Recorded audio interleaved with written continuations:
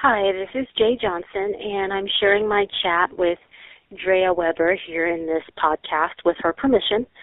When you first connect with Dreya Weber's presence, whether it's on film or via a performance or one-on-one, you might find that you're forever emboldened. She's a multimedia artist. She's a writer. She's a producer, an actress, a dancer/choreographer. She's a singer. She's a regular musical, theatrical, and dance performer. That includes her choreography for worldwide tours on her own and with other artists, including Madonna, Pink, Cher, and Britney Spears, and that's just for starters. This also includes traditional dance forms and her own world-renowned specialty, which is aerial dance and choreography, which she first presented to the world on film in her starring role in the hit movie called The Gymnast. Highly recommended viewing. She's also an event and movie producer and a writer. She's worked with and performed with the Moscow State Circus. She's performed in an Olympic ceremony as a choreographer and a dancer. In fact, she's an Olympian-level trained athlete in many disciplines, which you'll hear about during this interview. She's also a fitness endurance trainer, and you likely have seen her on the best-selling fitness program P90X. Dreya Weber's latest project is called Raven's Touch, and it's in post-production right now, so I'm very excited about that. It sounds like it's going to be a beautiful, yet another beautiful vehicle she's in. And you've probably also seen her in the movie called A Marine Story. She carries with her this ageless grace and an absolutely lovable spirit. Just an absolute pleasure to chat with her. The point where the recording begins, I was able to reach Dreya. She said it was a beautiful, rainy Seattle day. She's currently touring with Teatro Zinzani, and she was milling about in her dressing room and getting things together and just had a moment of time to chat with me. So as she begins talking, she's discussing her current tour. So we run until the end of January. That's what I was going to say. Okay. And have you been the choreographer there, or are you kind of doing the actress role here? I choreographed my act for this show. I choreographed a show that I co-wrote that they produced last summer that was called Gangsters of Love. And I co-wrote that. But I don't, beyond doing my own act, I don't really choreograph much here because it's more, the acts are more from the old school circus tradition where people who have established acts come in and do the acts they've been doing forever. Mm-hmm. So, for example, there's a Russian contortionist who has been doing the people are very specialized and they develop acts that sort of compete in international festivals and then they're hired by Zinzani to perform in their shows. So it's a little bit of a different beast than, say, the choreography that I do for pop tours, mm-hmm. where I'm given dancers or aerialists and songs and then, create something specifically for that show, for that artist. It's sort of a different beast. Excellent. And are you living on the West Coast now, or? Yeah, I basically live up here and travel down to LA every couple weeks mm-hmm. for our days off. But, we pretty much, our schedule, especially through the holidays, is pretty heavy. We'll do 6, sometimes 7 shows a week. So I end up pretty much being here in Seattle. I'm really just fascinated by all the different types of creativity that you're involved in. Yeah, I'm so fortunate. I've been able to somehow braid the different things that I love. And at different points, I remember early on in my life, in my 20s, expressing frustration to a friend of mine, an actor friend, and he was like, well, it's because you do too much. I said, but I don't see it that way. I see it that everything is just a different part of the same tapestry, mm-hmm. Just because I love choreographing big numbers for arenas, for pop stars. I mean, obviously some more than others. Right. There's some artists who I vibe more with than others, but that doesn't make the problem any less interesting. How is an interesting picture going to be created in this space in the air, in this huge, venue? How could it be visually interesting? That's a fascinating problem for me to work on. But I also really love making films, and I love the technical part of that, from both sides, from in front and behind the camera. And I also really love live performing, which I'm doing right now. And I love singing. Mm-hmm. And I've sung, and I had a band, and so all these things have been a part of my life all along, but they've usually been more separate. Now there seems to be a more fluid flow from one thing to the other, and one element supporting the other. I mean, even bizarrely, every night there are at least a half a dozen people who come see this show because of P90X of all things. Oh, love it. Isn't that amazing? They feel connected to me.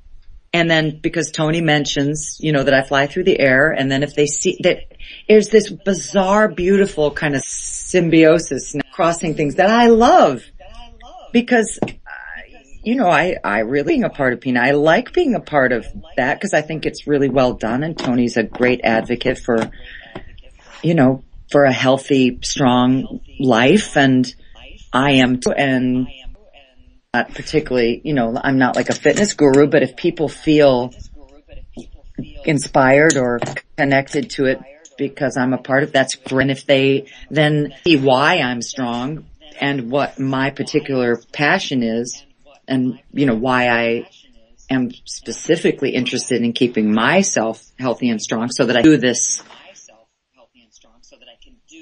to feel good and strong, is to do what we love.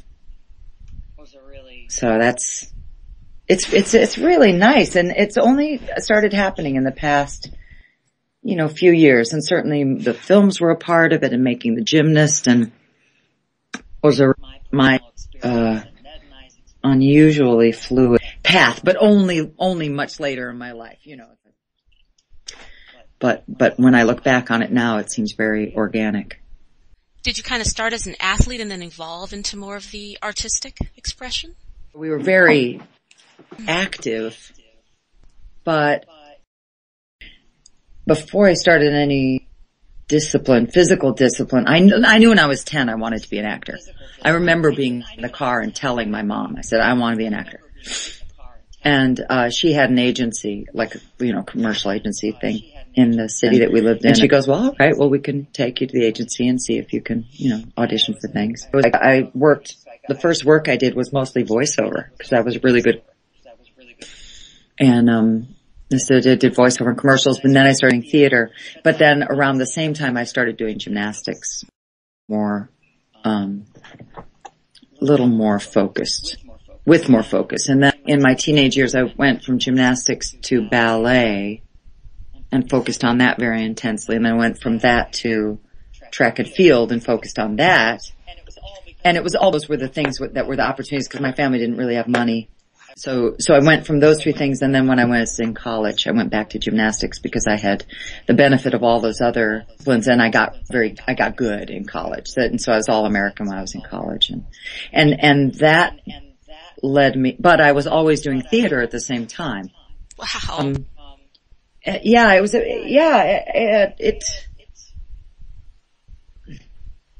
So it's kind of an odd path. But not really. And I also didn't go to college straight through because I was paying for it myself. I would kind of break. I went for a year, and then I went and worked for a couple of years, and then went back to school. And then I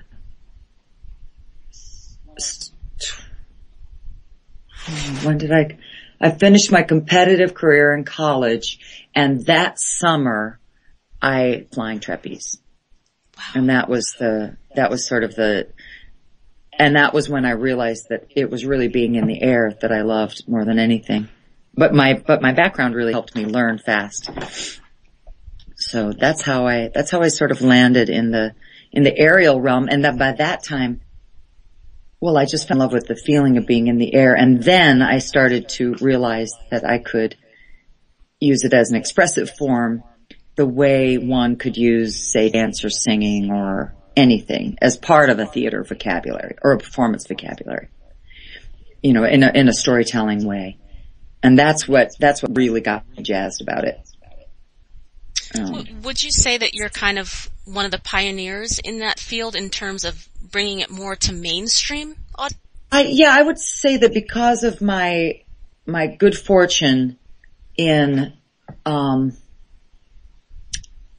getting to work for these different pop artists in such a broad form, that I've had the opportunity to challenge myself because I never wanted to look the same.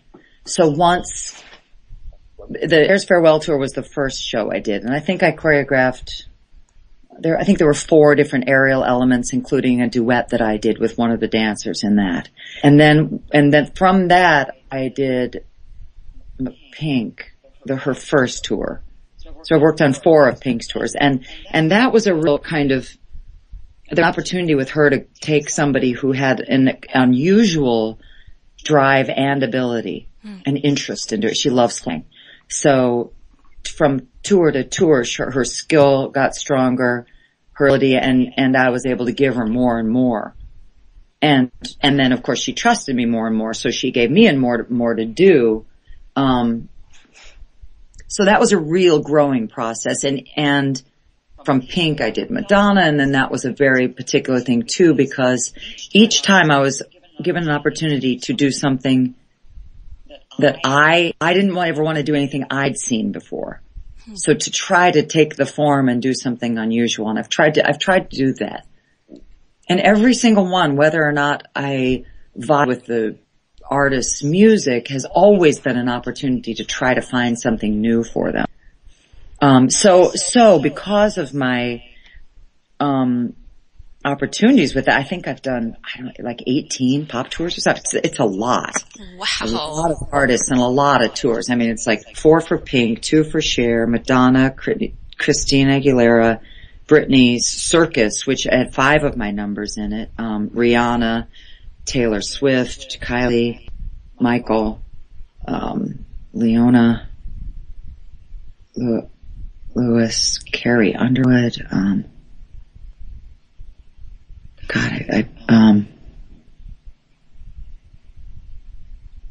well, anyway, it's a lot. It's amazing. A lot. Katy Perry, both, and then award shows and her tour, and yeah, it's a lot. So I think it is fair to say that I have been able to be at the forefront, because, yeah. There's these the different venues. Certainly Cirque du Soleil broke the form and brought it to a larger audience. Mm-hmm. And certainly the pop then picked up on that's part of, I think, how the opportunities for me came up. So yeah, it's been everything I think is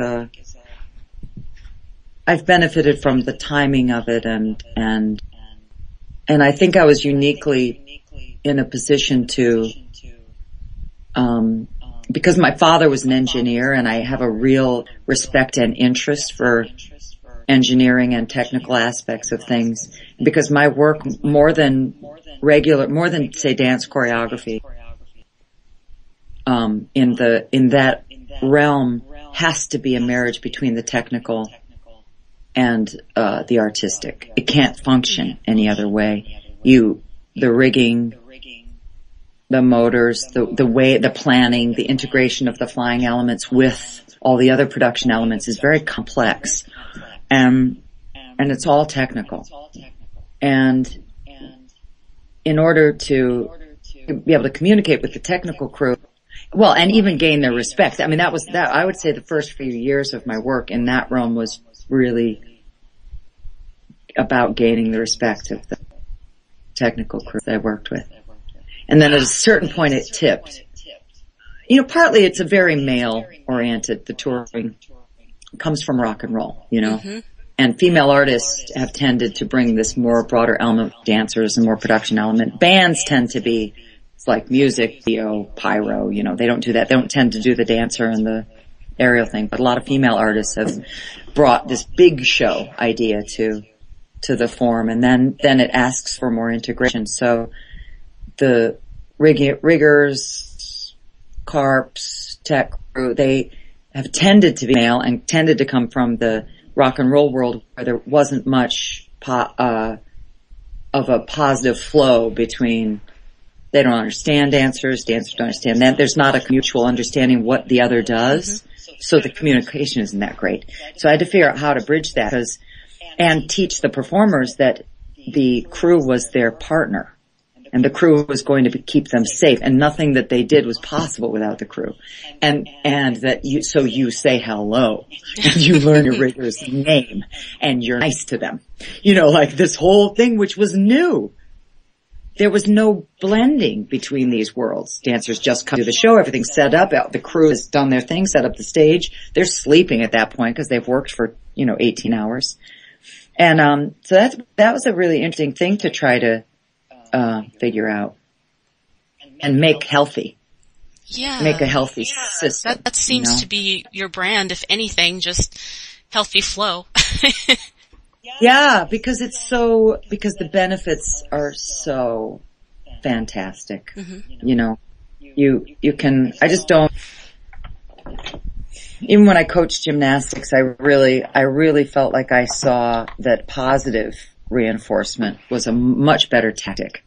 And if you look at and I do look at things as tactics, and I feel like, because if you have to accomplish something difficult in a short period of time, you have to get everybody to agree to pull toward the same thing. And so being a diva or being mood, or pretending like you're somehow hierarchically better gets nobody anywhere. And that's, and the best circumstances I've experienced have been where there's an extraordinary mutual regard. The most extraordinary experience I've ever had in that way was on This Is It. Really? Oh. Kenny Ortega is, and it's all trickle down. That's the other thing I've learned from Pop Tour, is that it's all the artist. So really it was all Michael, and that's what Kenny would always say. But the generous, loving, open, embrace of talent and skill and elevating everything, and that show was unlike anything I'd ever experienced. Mm. And that was part of the reason why it was so devastating. Yeah. Because it was really, I couldn't believe it. I remember talking about it at the time to anybody, any of my friends. I'd be like, this is something very unusual. The way everyone was treated, regard that people were held with, the standards that people were, that was a given. The standards, you were expected to, work at a high standard, but the regard and respect was unbelievable. So it really takes a conscious effort, and most people aren't practiced in that. I think that's it. And I think the little things that why would it be important?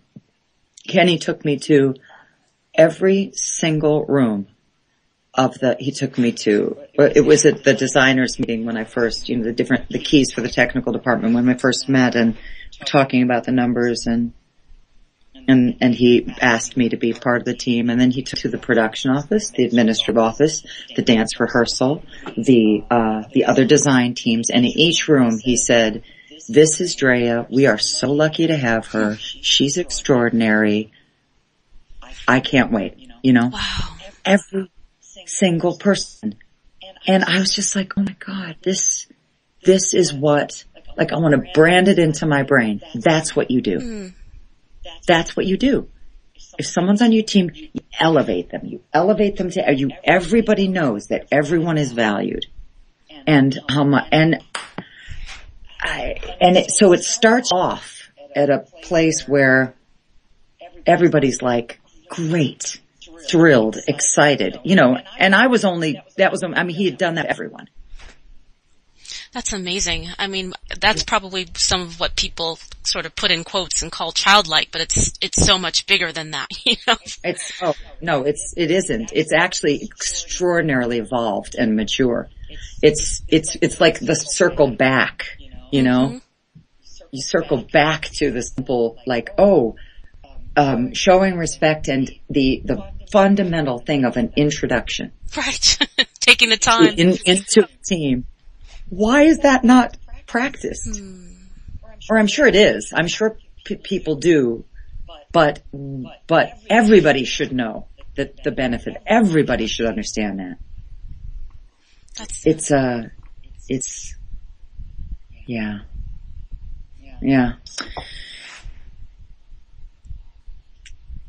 Well, but and so there are all these different degrees and all these different sort of opportunities to pick up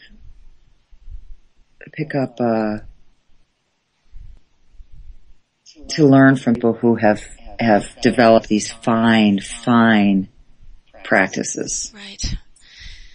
I mean, and on that note, since you have really flown from one thing to the other, in all these different disciplines in a really, I mean, you're almost in a rarefied air place. I don't really know anyone that does everything you do plus the aerial work and the choreography. So do you feel like you have a spiritual core? Well, I really think,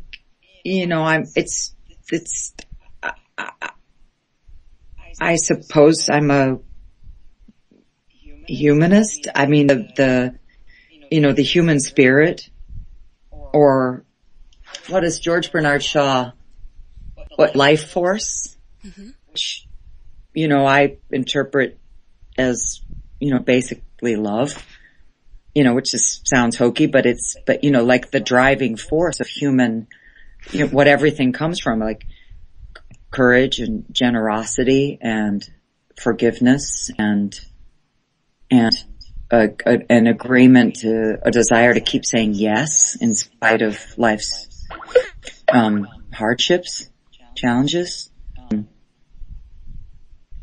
I think my anchor is really that, the human spirit. That's beautiful. I really appreciate your taking the time, and I just have a couple more questions if you don't mind. Sure. Because this could go on for hours, but I know you have a life. Because I'm just like, wow, the divine fount of wisdom is just flowing through you, but it happens. I feel I am so grateful to be, I'm so grateful to get to do what I do. I really am, and I marvel constantly at my great good fortune and that I have health and love and enthusiasm and inspiration and joy and an ability to express it. It's an absurd of, it really is. I feel like I have an absurd wealth of riches which it doesn't mean to say that I don't, struggle and have challenges, all the rest of it. But I also am really aware that I'm so fortunate. Yeah, I mean, it's so clear that you do work so hard just from your actual physicality that you can see to, the particular types of parts that you write for yourself and that you play. And I'm really curious to know, how I've seen the Gymnast and a Marine story, and it seems like the characters you play, like the way that you emote, it's like a restrained kind of strength. And I'm just wondering, as you write pieces, how autobiographical are they? What inspires you to kind of the particular characters and play them in a particular way? Like, why do you have to be that role? What is it in your career that says, I'm going to play this person? I respect her that much enough to play that person. Well, I had a really great opportunity with the new film that I am working on right now. We're in post-production. It's called Raven's Touch, and Awesome. And Marina Rice Bader, who had produced Elena Undone and Perfect Ending with Noel Kahn, had approached me about doing a film with her. And so she had a rough outline, and then I told her I'd like to take a shot at screenplay. For many reasons, because I'd been writing for theater, but I really wanted to try a screenplay form. Because I'd only contributed to the process with Ned for Marina and the Gymnast. But it's such a fascinating form. So anyway, I did that, and we had a rough idea for a character, and then I started finding that I really wanted to interject parts of like honoring my family and where I come from in it. And the central sort of nugget of the character I played, she's in mourning. She's had a loss of a family member who she's very close to, and she isolates herself. That's the way that she's gonna. It's partly the absurdity of existence that she's grappling with, and the idea of like a hurt dog. I have to crawl off into a corner and be alone, and that's how to heal. And the opposite being the sort of realization or the outcome of the story that she needs people. But the space of grieving is really interesting, because it's just life. And that people can overcome great grief is really profound to me. So the challenge of trying to write a story simple and clear, and the audience will go on the journey of, why would I want to be with this person who's grieving? What could be interesting about that? And then, trying her attempts at healing herself are a lot tied to the connection to nature and a kind of working it out physically through your hands, through being in nature, a sense, a very, intuitive urge to connect to something, and nature being the first thing that she's able to kind of identify as feeling safe for her. And in that there was my family. My father and my mother are real stewards and advocates for the earth and being responsible. So I put that into the screenplay. And my brother is a beautiful sculptor who is struggling with a chronic illness, and so I kind of wove that in. And his sculptures are used. I integrated those into the story. And my sister is an environmentalist and naturalist, and wow. And I kind of picked from her. It's a magical family as well. Yeah, it's a wonderful, rich family. And I really felt like that's what this piece was, that's what I wanted to do, how I wanted to, like, wrap myself for these. And being, a strong woman is something that for a lot of my life kind of confused me, and I didn't, I would kind of shy away from it, and I didn't like it when people would talk about, my arms or my muscles or anything, or I'd always get feedback as an actor, she's so strong, and I just felt like it was somehow a slight, or there was something wrong with that. And then I just, the beauty of living, all of that has gone. And it really went away when we made The Gymnast. Any kind of sense of that there was an idea of a time for me as a performer or communicator or an actress or a woman or attractiveness and all that. It just like bluffed off of me, because the beauty of trying to be in that role and express this sort of the simplistic rebirth of a person who's a little smashed, was so beautiful. And in that, I didn't want there to be any sense of vanity or, I mean, age is a theme in that movie, you know, her sense of herself and that time has passed and that she's lost something or, you know, so it's in the weaving of it. That is a must see. Oh, thank you. Yeah, I love that film. I love that film. It has such a particular quality. It's got, and I'm so proud of that because I feel like it can just exist forever. Like it can't, it won't age, you know, it's so odd and particular. But that sense of letting go, of accepting myself and has turned out to be really important for me and for what I feel I have to offer to people in general and women more specifically, especially as I get older and I have the blessing of having this strong, vital body that can be expressive and that I can still do, you know, that I feel like I've been gifted with this opportunity to embrace strength and communicate my joy in it so that other women can have a good example in it. Well, thank you for sharing that. I look forward to seeing that when it comes out and promoting the heck out of it when it comes out too. Oh, thank you so much. Thank you. Yes, we're in that beautiful, delicate process. You know, I'm excited about it. I really am. I hope it's such a mysterious, making movies is crazy hard and crazy mysterious. And so we'll see.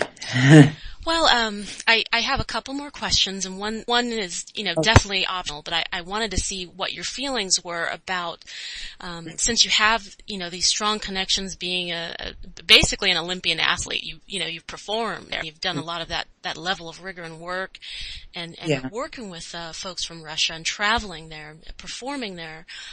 Do you have any thoughts that you might want to share about what's going on in terms of Sochi and how the government is being, do you have a statement about that or feeling about that? Oh, wow. Maybe it's positive. That.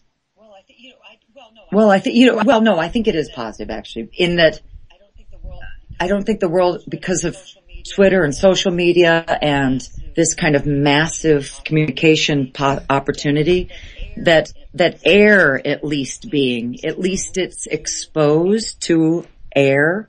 I think that's good. I can only hope that that's good, shall I say. And that it will speed protest and action. I think that's the only thing that I can think about.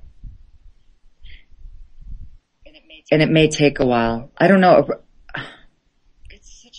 It's such a strange, it's like now that Don't Ask, Don't Tell has been overturned. It's like why was it ever in place? Why? It's like, and that was always the feeling. It's like, these things are held with so much fear, energy, and then they're gone, and it's just, it's amazing. So I don't know. It's like, I guess that's what I would say about it. That I hope that because things have changed about the way people communicate and pressure can be put and social awareness, that maybe the oxygen will disperse the bacteria faster. I'm trusting it will. I mean, there have been a lot of people that are not shutting up about it all over the world, which is fantastic. So yeah. It's fantastic. Yep. I think it's gotta be good. You know, when we made a Marine Story, we decided to put that headline of Obama overturning the law, and that was 1.5 years before he did. That's amazing. Yeah, we shot that scene going, all right, it didn't look good. When we shot it, it did not look good. There was so much pushback, and we were just like, you know, what do we do? We want, and we just said, you know what? let's make it as if it's the world, let's make it the world we want to be in. How's that for spirituality? Yeah. And so I just got chills in the legs. So then, you know, it was so cool because the movie was released the month before, the law was over, and it was chilling to see it up on the screen and just be like, come on. And then see the real newspaper headline when it happened. Amazing. Yeah, it's a good thing. I get lots of letters from straight male military personnel thanking us for making that movie. Really? And that's pretty incredible. Cool. Yeah. I had one last week and then one the week before, and one was from a guy who immediately said, I'm Christian, I am not, you know, he kind of was like, I don't understand why people are, you know, he was like that. And he said, but I am, you know, I'm in the service and I, you know, thank you for making the movie because I think I understand better what my brothers and sisters, you know, have gone through in the military. Like, unbelievable. So, and that, you know, that we hoped that could be, that that's happening at all is really great. That if people could use it as a little educational tool, it's very exciting. Oh, it's so beautiful. Yeah. And on that note, I wanted to ask, what are your plans for the future as an artist, as a creative person? What's next after this tour is over? I don't know. I'm writing another film, and I'm writing a version of a fairy tale, which I see as a musical. Oh, yeah. With a big aerial element. I really love this hybrid storytelling. And I feel like my background, it gives me a unique opportunity to see the possibilities in it. So I want to keep trying to create live theatrical pieces that integrate more thoroughly this, the kind of physical worlds that I live in. And by that, I mean using them more in a narrative form instead of, you know, like the acrobats come into town and perform, or weave it as a story element, more like the way we're able to do in the Gymnast, so that it's part of the narrative structure. And I just see endless possibility with that. So I don't know, but it's a bit of an open book. There are things dancing around in the space around me, and we'll see what happens. Well, that's fun. And you have your own production company, right? You're sort of a one-woman. Yes. Awesome. Yeah. So, I mean, certainly, this spring is going to be about shepherding this movie out into the world, but I don't know. See what happens. Okay. Well, thank you so very much for your time. I really, really appreciate it so much. It was really great talking to you. Thank you for sticking with me. And also I want to thank you for all that you've done for artists around the world and for capturing the human so beautifully and sharing your alchemy with us all. I really appreciate all that you do to inspire people. Thank you. Thank you so much.